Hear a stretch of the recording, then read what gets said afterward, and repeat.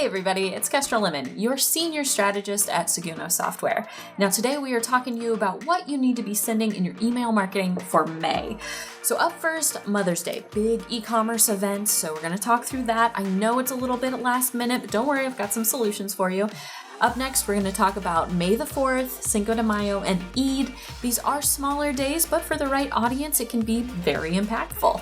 Then we're going to move on to Memorial Day, and this is an e-commerce event, and it's also a live in-person shopping event that people look forward to.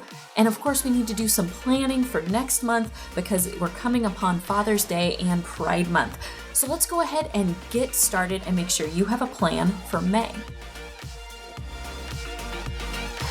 All right, up first, we've got Mother's Day. Now, this is a very popular gift-giving event, as you probably are very well aware of. Even if you're a little bit behind on your email marketing, don't worry, there is still time to act on this. Remember that gift cards are still something that people buy, and it's a great way to get a last-minute gift for a mom. Also, if you're doing any kind of pop-up shops or local delivery, now is a great time to talk about that so that people can get their gifts. The only thing I really want you to think about is, in the back of your mind, is how can you help someone find something for their moms? Or if they are moms, how can they treat themselves? Here's a great example from Everlane where they're using these candid images of their moms in the message and they're targeting them with last minute 2-day shipping.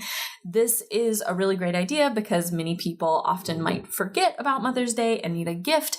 And so here is a great opportunity to get it and get it quickly, but it also has a lot of great heart. Up next here, I have got from Terrain, a really cute message around gift cards. Now this is very floral and it works really well for Mother's Day, and it also even has some other gift ideas in it also. But if you needed a gift right away, they offer up the gift card. Now, May the 4th. The reason why I wanted to call attention to this is because I've been looking at a lot of you, and there's actually a good chunk of you who sell Marvel related items, comic book related items, science fiction, and Star Wars related items. So if you're in that area, or if you just like to have kind of a fun, good time and your audience appreciates a good joke, then May the 4th could be a really great email for you to consider in the month of May. I've got an example here from a real life brand where they're talking like Yoda a little bit and they're saying, save $70, you will. That's a cute way to do it. And of course, if you want to get involved in the fun, but you don't have maybe the tech skills to develop a design for this, that's okay. We've got a template for you right away. So a very quick and easy campaign for you to put together. Now, other events that are going on this month are Cinco de Mayo and Eid. These are not major e-commerce events, but if you have products that support these events, or more importantly, it would mean a lot to your audience, then I think it's worth considering. Now, we're into spring times, the flowers are popping all over the place. You know what else is popping? Seguno Popups. Sorry, I had to do it. So Seguno Popups are a great way, of course, for you to grow your email marketing and SMS subscriber list, but we also have exit intent pop-ups so you can reduce abandonment. Also, you can use pop-ups to make announcements on your sites, like if you're having a sale or maybe a live event, or even if there's something not so great, like shipping delays. It's also a good way to guide visitors around your store and even recommend relevant products. So if you want to learn more about that, head over to Seguno Popups. The tool includes a really great guided creation process that helps you accomplish whatever goal you need to within a pop-up. We also make it really easy for you to tag your pop-up for segmentation so you can send people down specific automation paths if you want to, or just be able to segment them later on. There's a variety of different display options. We can go on time or how much of a page they can have consumed. And of course, there's reporting, which is the most important part. We want to be able to see how many people are taking action on those pop-ups, learn from them, iterate, and then make better pop-ups. So head over to seg.uno/pop-ups for more information. Now, Memorial Day. Believe it or not, people really wait around for Memorial Day because so many retailers and big box stores have made big sales sales events out of the holiday. So if you're somebody who has a live store or is doing some kind of pop-up, you could take advantage of a Memorial Day sale. If you're also doing things online, you could maybe have an early Memorial Day sale, maybe try to get access to that wallet share before people go out and spend money. Also, maybe people were disappointed by what they found in the stores over Memorial Day weekend. So maybe on that Monday or Tuesday, you say, hey, maybe you didn't find what you were looking for. Our Memorial Day sale has been extended. Just a couple of things to think about as you go into Memorial Day. But one thing, of course, to remember is that there's a bigger meaning behind Memorial Day, and we always want to be respectful of that, especially if you know that that's something your audience is very in tune with. Now, here's a cool example that I really liked that is a kind of a different take on Memorial Day. So they're still using a red, white, and blue, but I like how they're using these simple gifts. You could easily accomplish the same effect with Seguno's flipbook, and they've got a really nice fun layout, and they're also talking about being able to bundle together the different products, which I think is a smart way to increase overall average cart value and also be able to present them with a really tempting offer. Now, time to talk about planning ahead because Father's Day is coming up. And just like we spoke about Mother's Day early on, I wanted to make sure that you were ready for Father's Day as well. So Father's Day is a gift giving event. So right now you need to think about when your last day to ship will be and then back your emails up from that because people need to be able to get the gift in order to send it, or they want to send the gift directly to their father. I also recommend, if you can, go ahead and put together a collection in Shopify that you can refer to in your emails that call out really great Father's Day gifts. Let's look at some cool examples. So up first, here's one from Hush Puppies. This is very simple, straightforward. They have a humorous headline here. This one's for the human dads. Instead of like a fur baby, you have like a human dad. So they're doing 30% off, and then they're showing off men's related items. Here's another example, but I think they've curated it a little bit more, and they're talking about why these gifts would be good for a dad. And they've got a little bit more of a lifestyle image, candid image, which works better for this brand. And then finally, I love treat yourself emails. If you've watched some of our videos in the past, then you know that I love treat emails. This one's got a great line. You know best. There's no shame in buying yourself a gift. Besides, who knows you better than you?